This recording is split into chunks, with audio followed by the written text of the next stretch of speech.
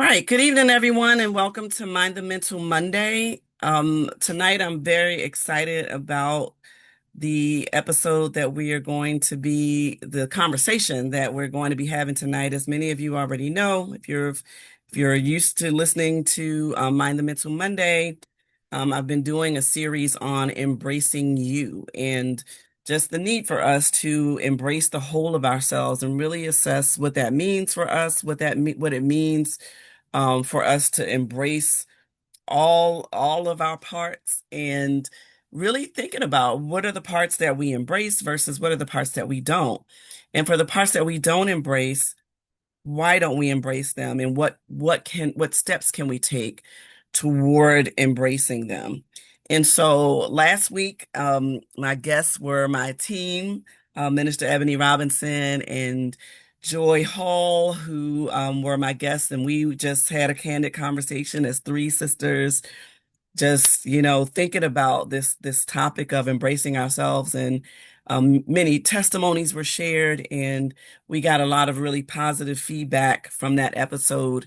And so I want to continue these conversations on embracing you, because I think, especially in this age of social media, of comparison, it's really difficult for people to embrace themselves, because we spend a lot of time comparing ourselves to others, and we're not really paying attention and focusing on those things that are are good within us, those gifts that we bring to the table.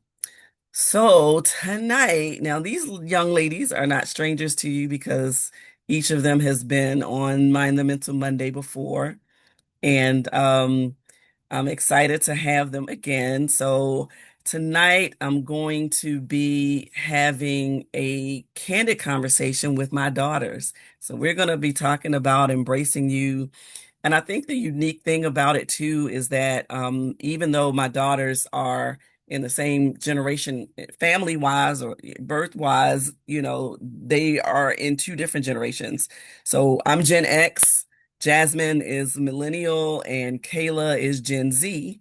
And I think that we have very different perspectives in some cases with how we navigate life, how we think about things.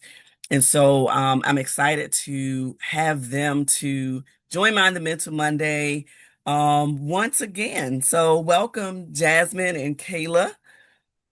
Thank you for joining me again and humoring your mom when I know y'all have a lot of other things that you could be doing right now. So I really do appreciate it. I don't take it for granted. How y'all doing tonight? Good. How are Good. you? Good, good, good, good.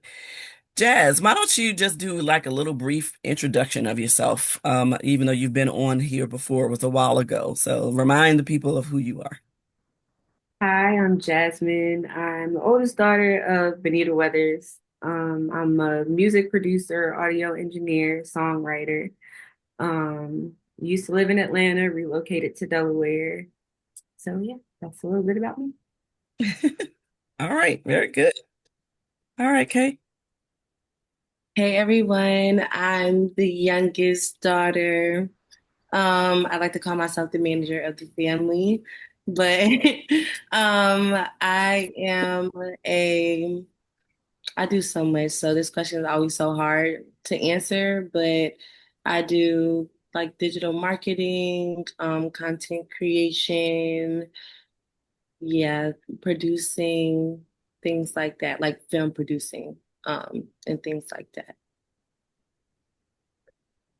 They're both doing awesome things, and we're looking forward to all that they bring. They're very gifted and talented. So I'm just going to say that, not just because they once lived in my womb, but because it's actually really true. So thank you again for coming. So let's jump right into the conversation, and I want to start off by just getting from you, what is your definition of embracing you? When you hear that the term embrace yourself or embracing you, what is it? What comes to mind for you? Either of you can jumpstart the conversation. For me, I guess embracing yourself means loving all of you, whether like in the good and the bad, because I feel like as humans we try to dim the parts of us that other people feel are unacceptable or whatever, and it's just learning to love those parts of yourself and to like just be you, to embrace yourself, like just love who you are despite what other people think of you or what the social norms are. Mm. How about you, Yeah, Kay?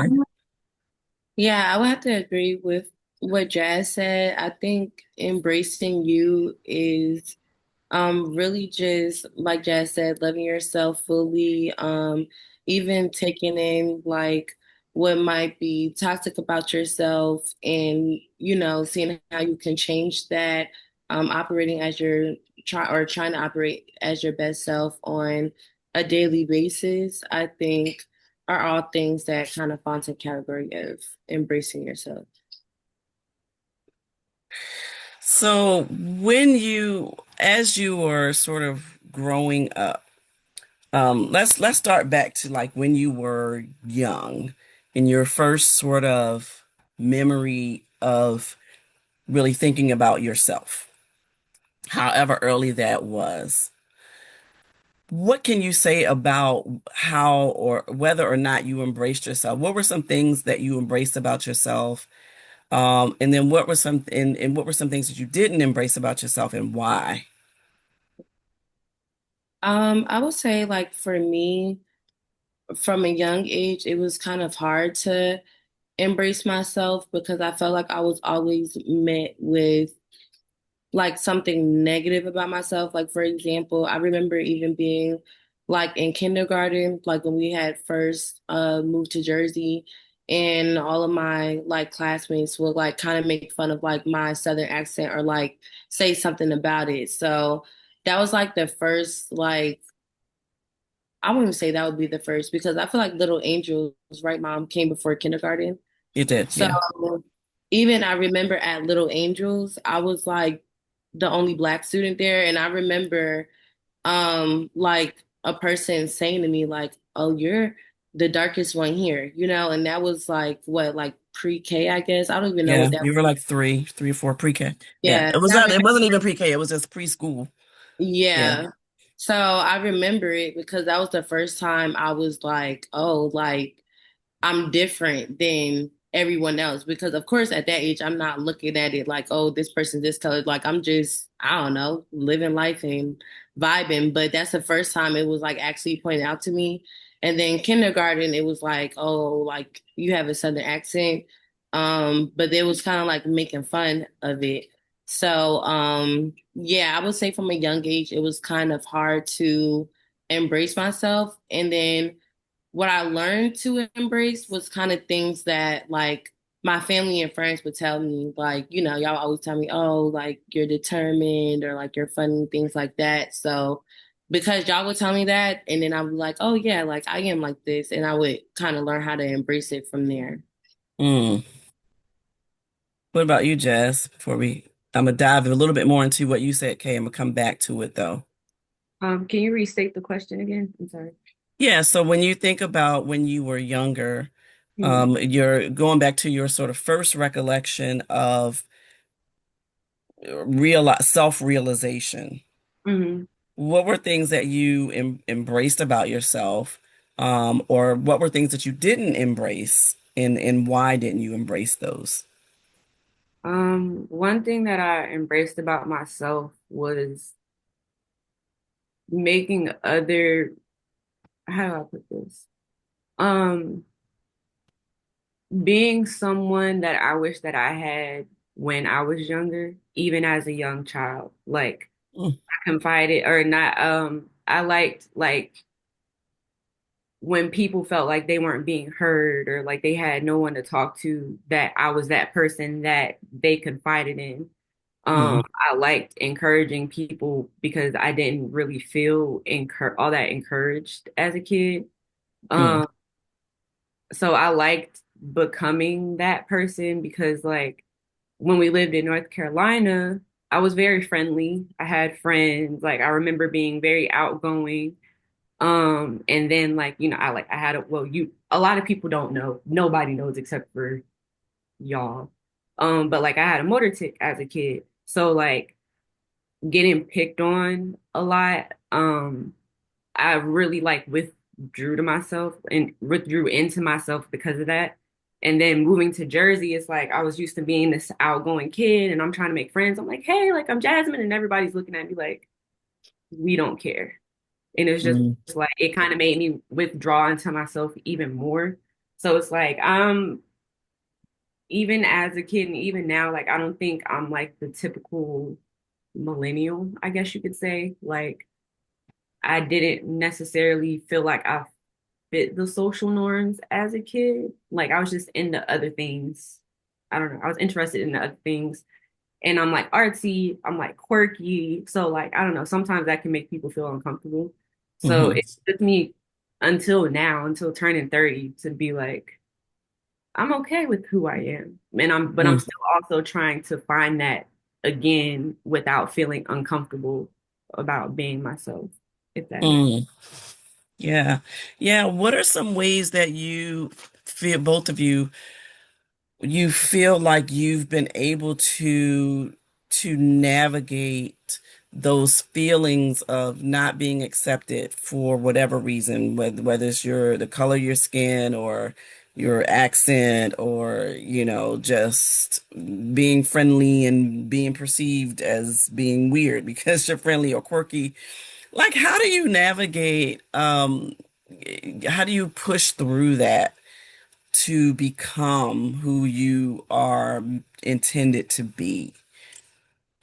Um, well, I would say, like, and kind of piggybacking what I was saying before, like the instances in like pre-K and kindergarten were kind of like the first times I was introduced to someone looking at me in a different light, if that makes sense, or looking at myself like, I'm like, it might be something wrong with me. And then I would say as time kind of went on from there, definitely grown up as a dark-skinned woman, I dealt with a lot of insecurities and things like that, because like Jazz kind of said, I didn't feel like I fit the beauty standards, and things like that. So for me, when it came to unlearning that thought process of how I looked at myself and kind of overcoming those insecurities.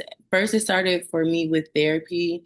That was like the very first step. That's what I learned exercises in terms of how to handle my thoughts and, even simple exercises. I mean, things that you and dad would say too growing up, but like, just walking with my head held high and practicing that and things of that nature.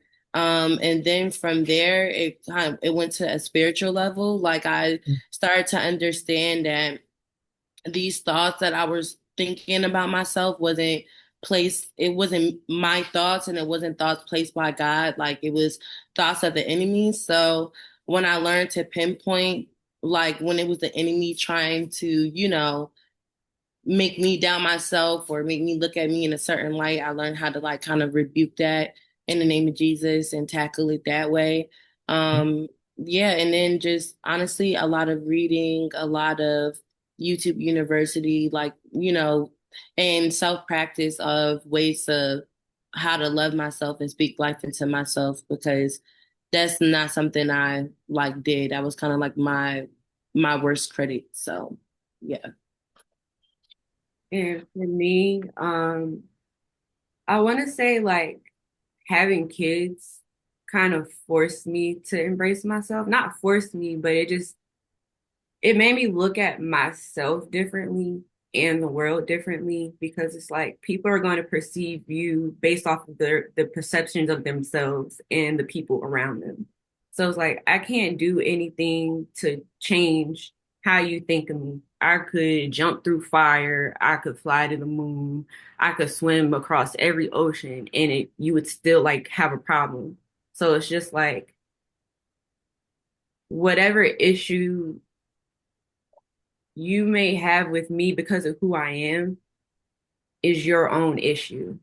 that Mm. you have to deal with internally. And it took me a long time to work through that or to get come to that conclusion because I spent so much time trying to like mold myself into what I thought other people wanted me to be or who they wanted me to be that now I'm just like, I don't care. I'm 30. I have two kids. I don't care. I don't have in this economy, absolutely not. I have two little girls that are looking up to me to become who are going to become women in the future. And it's just like the only perception that I really care about is theirs because I'm working to mold them into being decent human beings and beautiful young women. And it's just like, how can I teach them to be bold and embrace themselves when I don't embrace myself? It just wouldn't make sense. It doesn't translate. So like Hmm. for me, I don't want Cairo or Capri to grow up to be somebody who is always second guessing themselves, who's always trying to fit the mold of whatever the popular crowd is, or like I don't want them to have to feel like they have to change themselves to be accepted. I want them to always be bold in themselves, to love Mm. themselves, to accept themselves. So much so that when somebody has something to say about them, it might hurt a little bit, yeah, but they know that it's not true. So they can Hmm. be their most authentic self all the time. That's my goal. And I maybe it shouldn't have taken having kids to get to that, but for me, that's how it happened. Yeah, I think sometimes it does take just having that extra layer of responsibility. And one of the differences I can see even now in our generations is that it took me to 50 to get to the I don't care. Whereas it only took you to 30. So maybe, that's something that's positive that that the generations now are getting to that sooner, which Mhm. is a wonderful thing. So along those lines, having grown up, in our household, and how did you perceive? I'm interested to know how did you perceive me, like as your mom, as a model to as in terms of embracing you? Are there ways? Are there things that I modeled for you that either were not good or that could have been changed, it could have been better, that you think could have helped you, in your journey of embracing yourself? Um, I would say that I don't necessarily think there's anything you could have changed because I feel like honestly the main disconnect is well because like you're light skinned and so Mm, like that's not something that like can be changed like you were like born that way, you know? I was like, I feel like you always told us, like, or like, you always told us we were beautiful and reassured us in that manner. But I feel like when it came to things like colorism or like just not being looked at as like the pretty friend or like not feeling confident and things of like that. I feel like you couldn't really understand because you just had an opposite experience.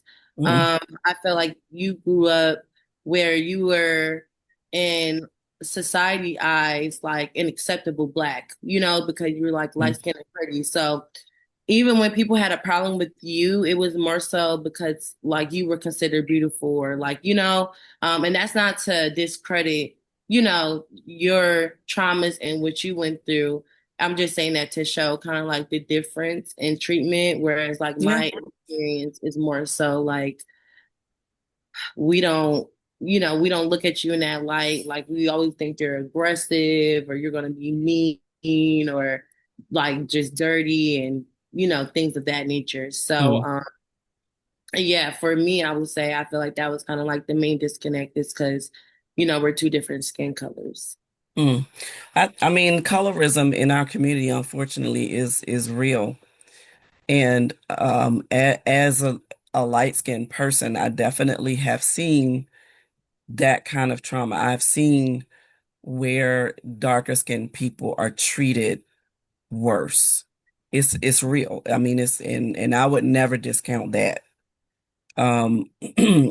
So I'm glad you're bringing that up in this conversation because how how can we like support, what's the question I really want to ask? What are some ways that you feel like we can get through the colorism in our communities, in our families?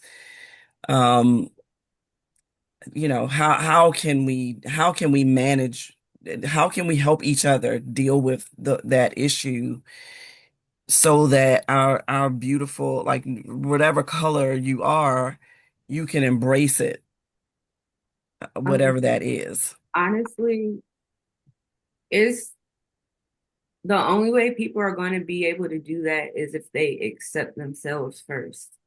Mm, You you can't you can bring the horse to the water, but you can't make it drink. You get what I'm saying? So it's just mhm, like, yes, as we as people can like bring awareness to it, but like for the individual, it starts inside. Honestly, it starts with the way of thinking, and their own experiences. Like it's good to nip it in the bud for younger generations so that it doesn't travel down, I guess you could say. Um, mhm, I think we should all still bring awareness to it in our communities, but like bring awareness to it, but don't try to beat a dead horse. You get what I'm saying? mhm. Like I get what I'm trying to say, and I'm not trying to talk in circles, and I want Kayla to be able to speak too. So, but yeah, I really, to me, I do think it starts with wanting to understand. Like the person has to want to understand your experience because, and this was placed in our communities too, they want us to go back and forth. So Right. it's like it doesn't have to be a light skin versus dark skin kind of thing. We can all come together, but it starts internally. And if somebody's not ready to accept their perceptions internally, or they're not willing to change it, then I don't know. Yeah. Yeah. Yeah, I agree with everything Jasmine said. I think that people who exercise colorism does have an inner hatred. They Mm, accept themselves, and so they project that onto other people. I also will say this might be an unpopular opinion, especially from someone like me who is Gen Z, but I will say that we have also kind of lost the recipes like of the Black community that people prior to us or like generations prior to us exercise. For example, I feel like definitely generation that grew up like in the 60s and 70s, like one thing that Black teachers, Black leaders and things like that, they would instill in young people like you are beautiful, you are excellent, like there's a standard that you have to meet, like there's a mm, way that you have to move because you are better, and I feel like because of that, because they instilled that they were then able, the kids that they talked into, they were able to move in confidence and then kind of get past the torch and be able to like carry it. And I think um throughout time we lost that in representation, like we're not in Jim Crow anymore, but those same tactics are still going on. And I argue that it's worse because now it's hidden. Whereas back then it was on the forefront. So it's easier to fight. But like now it's kind of like covert narcissism. Like, oh, we're just gonna do this in a way where it could be deniable, but it could like we could still kind of like make you sound crazy. So mhm, yeah, I think they flushed those type of, well, one, they killed them. The leaders that we had, like they killed them, flushed them out, and then that's when I could go on and on about this, but like rise of hip hop, then the different shifts in media changed, so now mhm, representation is different. So where the standard of the Black community then became different, and then it made it more easier for like the disrespect of Black women to like, take place because now men, it mhm, changed from it being like we need to protect, our Black sisters and fight for them and things of that nature to like, well, we're only going to do this if you meet this requirement, you know? And I know that that Mhm. also went on in the 60s and 70s, but y'all get what I'm trying to say. It's just like if there was a shift in representation, I feel like that is kind of what pushed colorism. And Mhm. if we want to see a change, then I think we need like proper representation back as well. How do we in your generation, because you guys are now, you are the now generations, what would you say are the steps to getting there? Because those issues are now going to need to be sort of solved, you know, I don't know if we'll be able to fully solve them, but be addressed in your generation. And the way that they were addressed in my generation might not work for your generation. What do you think would work? Well, I know, I don't know, for me, I did what you tried to do. We didn't have like a lot of like black representation when I was a kid. So like, no, like I could have Barbies, but like I couldn't have a Barbie cover unless it had like a black Barbie on it. Like, you know what I'm saying? So Hmm. it's like I kind of model the same thing with Cairo and Capri in a sense, where like I want to see them represented. So like all the cartoons that they watch, except for Bluey, because Bluey's a dog. Um, any any cartoon that they watch that has like a human in it, they're black, dark skin. Kyra watches this show called D and Oz where Dorothy, Mm. she's called D and she's black. She's dark skinned. She has black, beautiful hair, long, beautiful hair. And they recite affirmations about being kind and being bright and just being a good person. And I also just have her watch shows about being good people. What I can say about this, the new generation of like television or like kid cartoons that are coming up, it is very inclusive. Outside of, I know a lot of people like raise a lot of issues with having LGBTQ plus representation and all that kinds of stuff. But like, I do like how a lot of shows are teaching people about different kinds of people so Hmm. that there's inclusion in there. It's like people, I feel like, try to focus so much on the LGBTQ aspect of it, like, oh, like we shouldn't be showing this on TV, which I completely get. And in some instances, I do agree. In some instances, yes. But they also show how to just be nice to those kind of people, how Hmm. those people living their lives aren't affecting you. Like, Right. so all you have to Yeah. do is be a nice person and be a good person. So I like seeing that represented in TV shows and, you know, in the stuff that they watch now. Yeah. Yeah. Agreed. Agreed.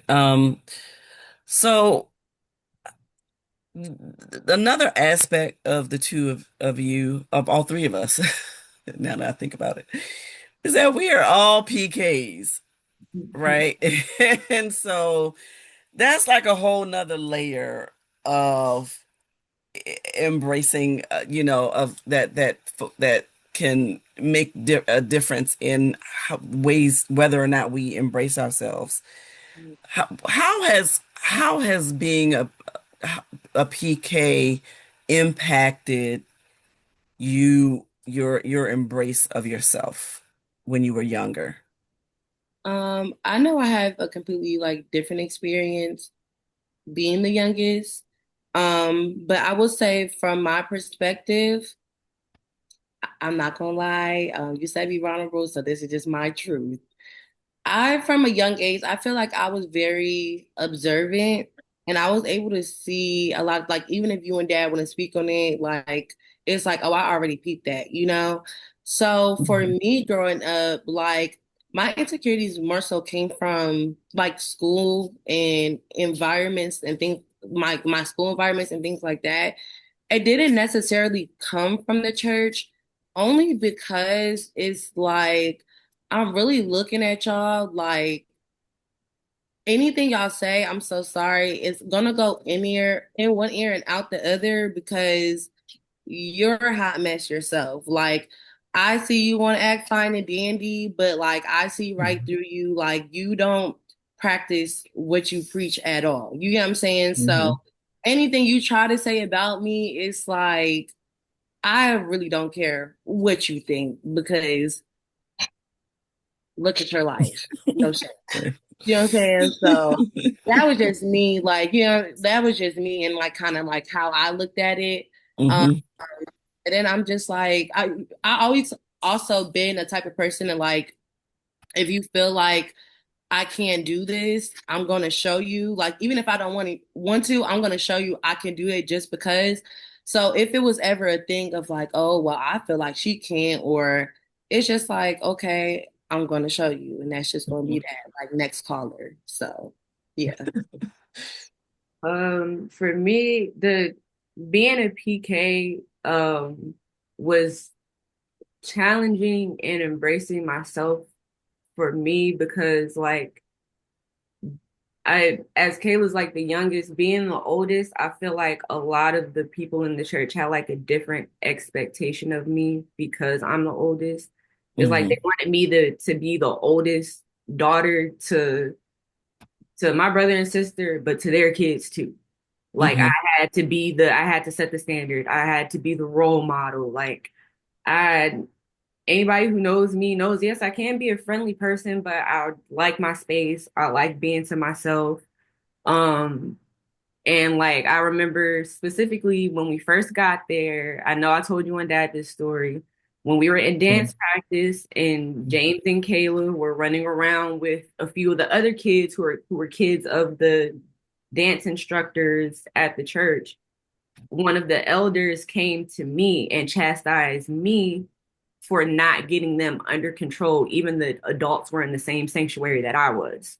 And I'm Hmm. only 8 or 9 years old. So it's like I felt like that expectation was always put on me, which made me shrink into myself even more because it got to the point where I'm sitting all the way in the back of the church to not be seen, bothered, because like I said, like I became the person who I who I felt like I needed. And because of that, like I attracted people who were kind of like place their kids on me. And not just the kids, some of the adults would confide in me too, as if I was just another church friend. So it was Hmm. hard to decipher like being a kid, but having the expectations of an adult. And Yeah. that messed with me like my pretty much my whole life because it's just like I want to be my natural self. And in the church, like the church is the one place where I feel like I can't be myself at all, which is probably Mm. why I feel like I don't really like going because growing up in the church and being a PK, the church did not feel like a safe space for me. So, Mm. which is why and yes, I'm a PK and I don't go to church now, but that's why I don't feel safe there. And I just don't. We'll just leave it at that. Right. I mean, but I'm glad you actually are being vulnerable and let that out because you're not the only one. Like there are a lot of people for whom the church is not a safe space. And it of all the places it should be, right? Um it can sometimes be a place where you really can't embrace yourself because you might have people that heave these expectations on you that God didn't even put on you, Right. right? And so it can make it feel like, people are going to look at me this kind of a way, because of who I am. I think my experience, I didn't have a bad experience per se as a PK means a pastor's kid, for those of you who don't know, or preacher's kid. But in our cases, our dads were pastors. I remember, just people, me needing to be a role model, or Mhm. people wanting me to be a role model for their kid, and me Right. feeling like, I'm I not, didn't I'm have not, that I'm kid. not your kid's role model, you know? I didn't have them. That's your job. Right. Yeah, exactly. Like that's how I felt like you're your kid's role model. I'm not, I'm a kid too. I'm trying to figure it out like everybody else, you know? Um, And I think so, it's, you know, I'm go ahead, sorry. Jeff. Okay. No, no, I just no. wanted to say something real quick too. Like, I also think it might be a little different for me because I will say, like, especially once like Jazz went to college, I will say there was a bit of an expectation on me. But I feel like the difference is I low key, high key, like being a boss. So it was always kind of like, okay, like y'all, okay, yeah, like do what I say. Like, yes, this is what goes, you know? And I think even when I was able to, I mean, like mom, like you always tell the story of like how I was able to have control over like my third grade class allegedly better than my teacher or Yeah, whatever. that's not alleged. That's real. But go ahead. So I think even when it came to like I don't know, me being like a leader for my friends or something like that, I kind of just always looked at it like if I'm excelling in this, then that says more at this age, then that says more about me. I mean, it says more about you than it does about me. You know, like it always just made me look at them more side eye more, you know, than like, yeah. So I think that's why it's a little different for me because I just low key am just, oh, do what I say regardless. That's that's the youngest child thing kicking in, I think. I think the Yeah. oldest is usually the one that ends up with the majority with a lot of responsibility that frankly shouldn't be theirs.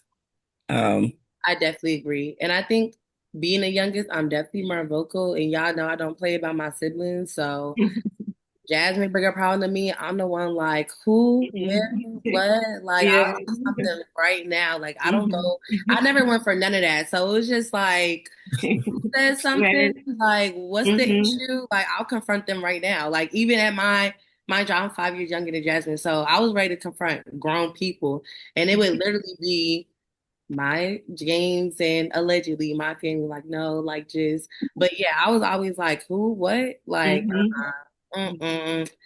We gonna say I this was now. I was like that with Kayla when she was younger. When she was younger and like in vacation Bible school, people be trying, I'd be like, that's my little sister. They'd be like, oh, Jasmine, like that's not good. I don't care what it is or what it isn't. That's my little sister, and we can throw hands right now in the hall about my sister. Yeah, we can do that.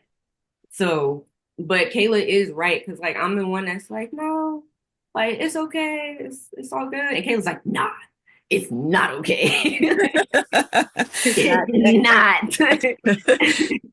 I mean, and this is a good it's a good conversation to have because I think that a part of embracing you is also embracing the confidence to stand up for yourself. Yeah. And I feel like that is something that I have battled my whole life, is not feeling bold enough to like stand up for myself in times where I should have. And then kind of going home and thinking back on it and like, why did I let them do that? Why did I Yeah. let them say that? I should have said this. I should have did that. But that is a part of embracing you is having that confidence to stand up for yourself. And there are ways to do it, and there are, depending on the situation, um, there are ways to do it, and are ways not to do it, but having that confidence of I know who I am, because that's a part of being when you're able to stand up for yourself, or when you're able to even stand up for that person that, you know, Kayla, one of the things I know about you is that you used to, like, kids that were being bullied, you would embrace them, and you would kind of become their protector. That has something to do with being able to embrace who you are, because you were bullied, you got through it, and now you're going to embrace others who are also bullied. Um, and people are going to know that, hey, yeah, no, they're with me. Now, if you mess with them, you're messing with me too. And there are people that did not want to mess with you, allegedly. Um, after seeing you in action, I'll just put it that way. Um, so, um, I have watched both of you grow into these beautiful women, who I don't know where you are necessarily right today. I've learned some things in your journey, of embracing yourself, but I feel like the embracing you journey is something that kind of continues. I think it's on a continuum. Go through different situations in life where you don't embrace, and then you get to a place where it's like, you know what, this is me. Take me or leave me. And if you want to leave me, that's okay. I'm gonna be good. I'm gonna be all right. Where do what lessons about self-acceptance do you think you have learned and will pass down, like Jasmine to your daughters, Kayla to your future, children? Like what lessons would you pass down to the next generation? Just be you. And it sounds so cliche, but like be yourself unapologetically. Whatever it is that you do. Okay, unless you're like narcissistic or you got something going on. Seek help. I say that. But It is monumental. Kayla's um sorry, Kayla's making me laugh. Immediately. Um, Mm. but yeah, like just be yourself, like unapologetically, and don't let anybody tell you who you aren't when you know who you are. And Mm, stand in Yeah, I love that. Don't let anybody tell you who you aren't when you know who you are. that. yeah, That's a bar right there, Jess. Hey, that was I'm gonna write it down. I'm gonna write it down. Yeah, I would say like just always speak life into yourself and you're gonna look like what you think about yourself. So if you're constantly thinking like, oh, I look ugly, I don't look like this, I'm that, people are gonna feel that on you and they're gonna start to look at you like that because you look at yourself like that. But if you start to embrace yourself and say, no, I'm beautiful, I'm confident, and really speak life into yourself, then people are then going to start looking at you in that light because you see yourself. And then also, when you start seeing yourself in that light, you're not even going to worry about what other people are thinking because you just gained that confidence within yourself. And I think something I would even pass on to my daughters or even like my nieces, like even with Kai and Capri, because like Capri is a lighter complexion than Kai, so I would make sure to tell them like y'all are both beautiful, and what makes you beautiful, like yes, God made you first of all in His light, and y'all are both beautiful on the outside, but what really makes you beautiful is your character on the inside and the spirit that you operate from, and so I would like make sure to stress that importance, and also to say like don't compare yourself. Like it's like two things can be true at one time. You're beautiful and the next person is beautiful and but their beauty does not take away from your beauty. And also not everyone is going to be Mhm. attracted to you and that's okay. You don't even want everyone to be attracted to you. So sometimes you got to be thankful for the ones that aren't attracted to you because if you're operating from a different light, Mhm. that means you're not going to attract the same demons you was attracting before. So it might get a little lonely, but like let that be a sign to like it might get a little lonely, but at the end of the day, you just have to gotta stand on business, know your worth, and speak life into yourself because if you don't believe it first, no one else will. And to add on to that, in addition to that, when you know that you're a light, protect your light and set boundaries because people will be drawn to your light like bugs and mosquitoes Mhm. and Mhm. will try to siphon that stifle, you know what I'm trying to say. They'll try to take Mhm. it away from you. And it's Siphons. Mhm. like going back to people can only perceive you how they perceive themselves. If they don't perceive themselves in a positive light, they're going to take your light from you. And you Mhm. cannot let that happen. You have to set that boundary to not allow that to happen. So that's just what I wanted to add. And That's excellent.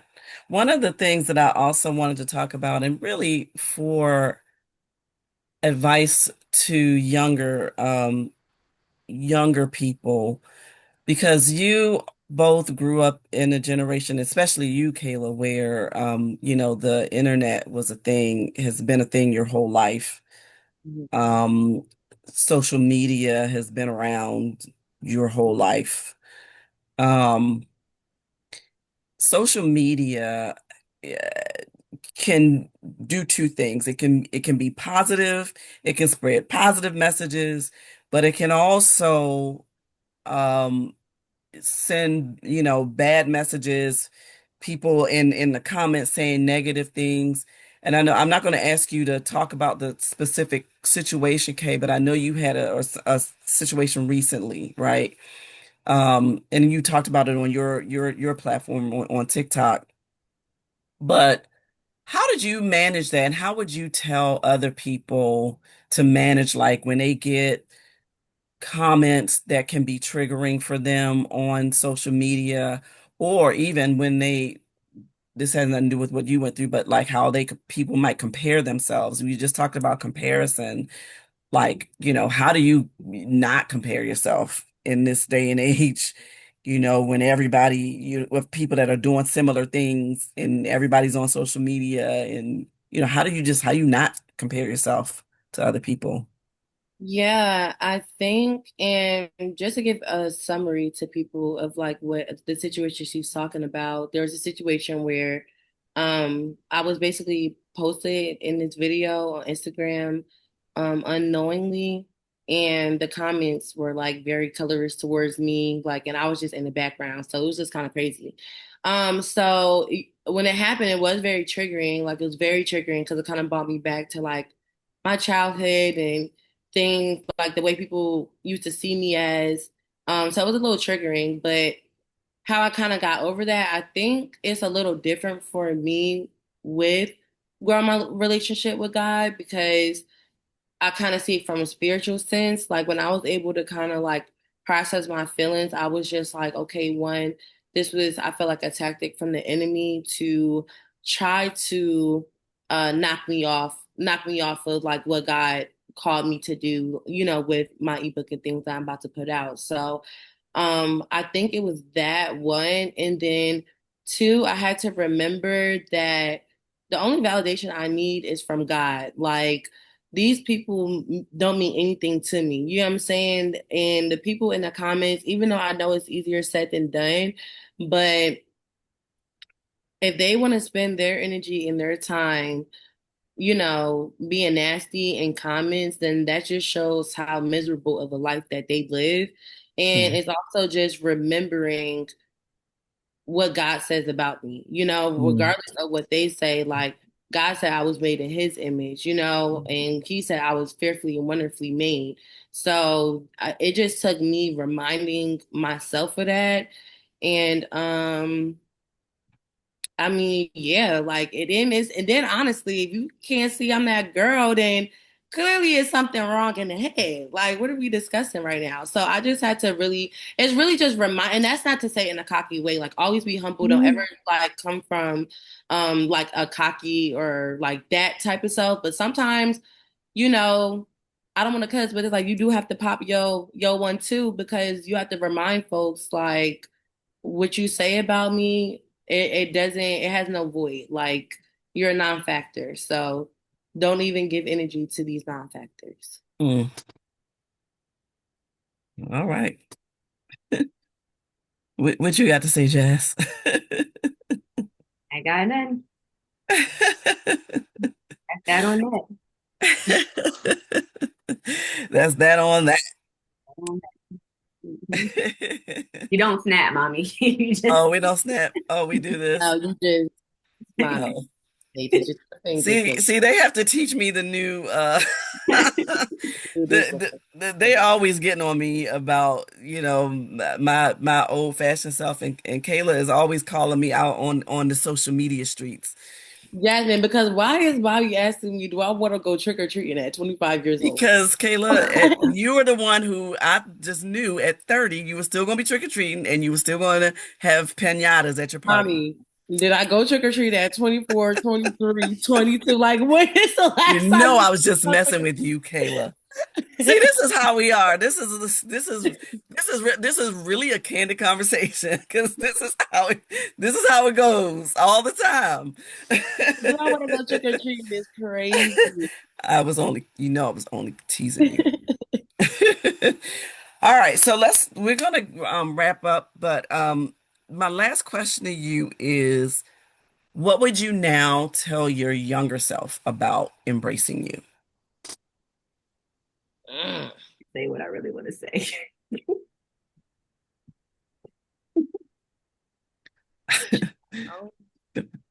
I can't say what I really want to say.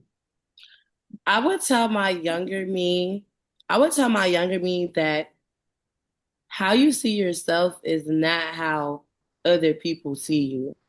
And Mm, there's some people that see that and will speak life into you, and there's other people that will see that and try to do everything in their power to make you go astray from that.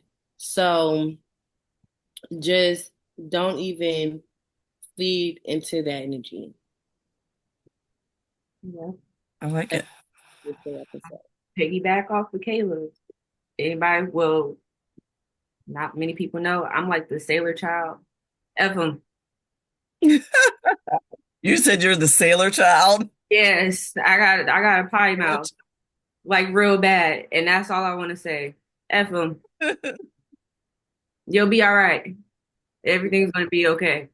You are who you are. You are who you know you are. So stand in that.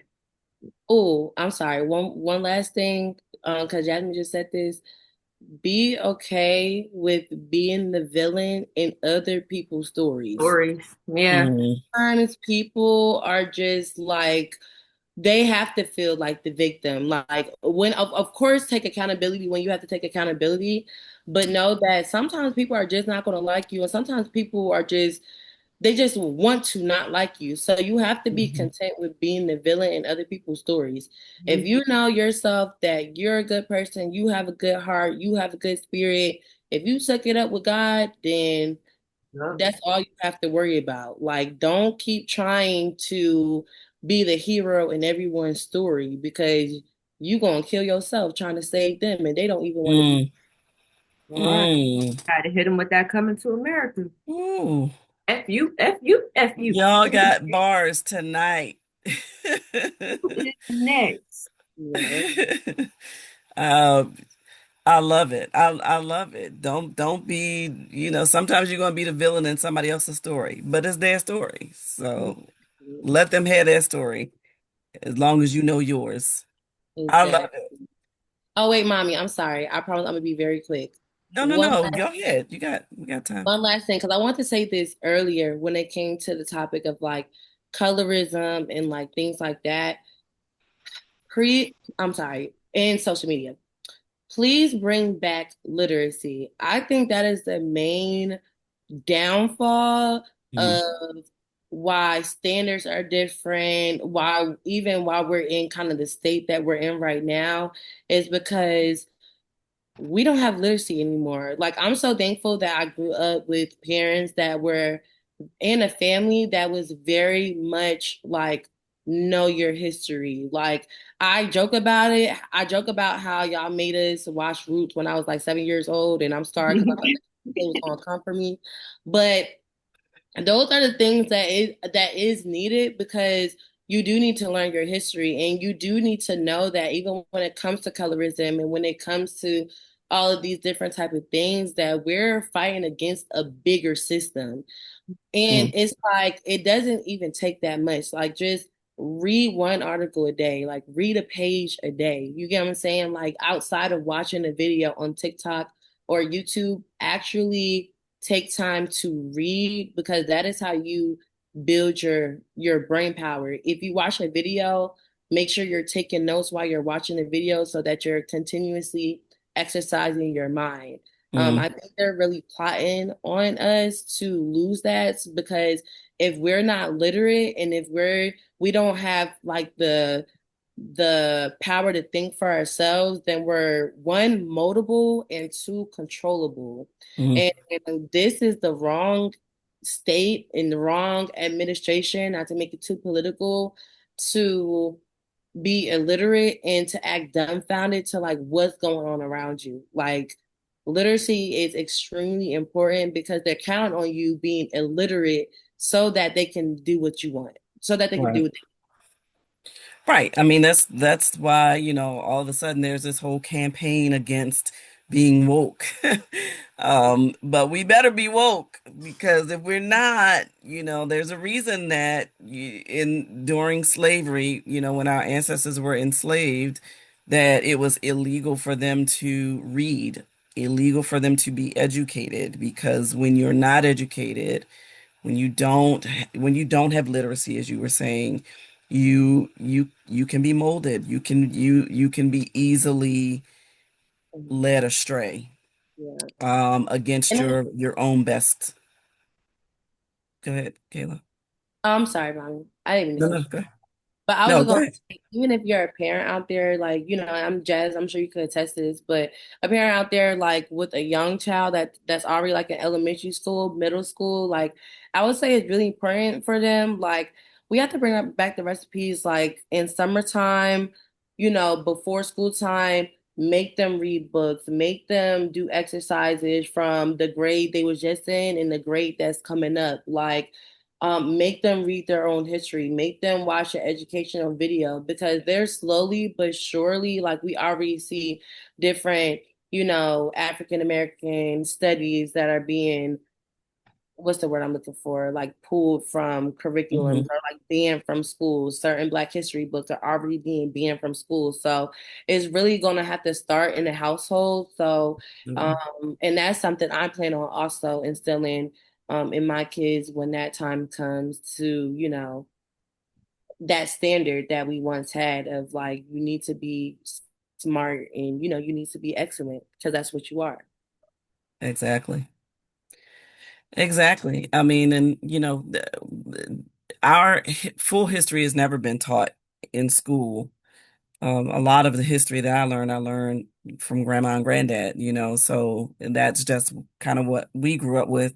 And so we try to do the same thing with you. And yes, especially since it is the current administration wants to, just really wants to erase history, our history. It's more important than ever for us to instill that history in our children. That definitely goes along with this topic of embracing you because we can't embrace ourselves if we don't know ourselves. And so we have to, in order to really know ourselves, we have to know from whence we have come. And in order to know where we're going and to embrace where we're going, we need to have an understanding of our history, what we can bring from it, and what we need to embrace from our history, and what we need to throw away or what we need to improve upon. Um, Lisa Marshall says, "Thank you to these beautiful and intelligent young women for sharing. Lisa, thank you for tuning in. And thank you for that. All right, so it is almost 9 o'clock, and so we are going to get ready to wrap up this episode of Mind the Mental Monday, embracing you, a candid conversation with my daughters.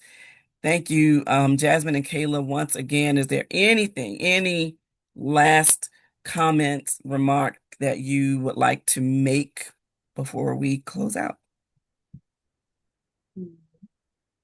Anything, Kate? Um, I will say, if I could do a self promotion, Yes, you be can. Please. to be on the lookout. I'm not going to say the name right now, but I will be dropping an ebook soon, as well as a community that is about self love and how you can operate in your as your best self on a daily basis. The ebook will be a 30-day journal, but the community, that's an ongoing thing where like-minded women come together to overcome insecurities, and really step into their higher self and be able to, operate as the person God wants them to be. So you're looking for something like that, you can follow me on Instagram at the official boss K. All right. All right. You got anything up and coming, Jazz? Hmm, yes, but we'll wait. I'll wait for the emotion. Okay. All right. All right. Well, thank you everybody for tuning in to Mind the Mental Monday. Don't forget to subscribe to the YouTube channel if you have not already. Go on over there and do it now. I am Benita Weathers on every platform. So thank you for tuning in. And as I say every week, oh, also subscribe to my website, benitaweathers.com. That's where my blog post is. So if you want to subscribe to the blog, do so at benitaweathers.com. And that's it for tonight. Thank you again. And Lord willing, the creek don't rise. Or I'll will be it? back next Monday, 8 o'clock p.m. Eastern Standard Time on Mind the Mental Monday. Thank you. Good night. Thank you. Bye.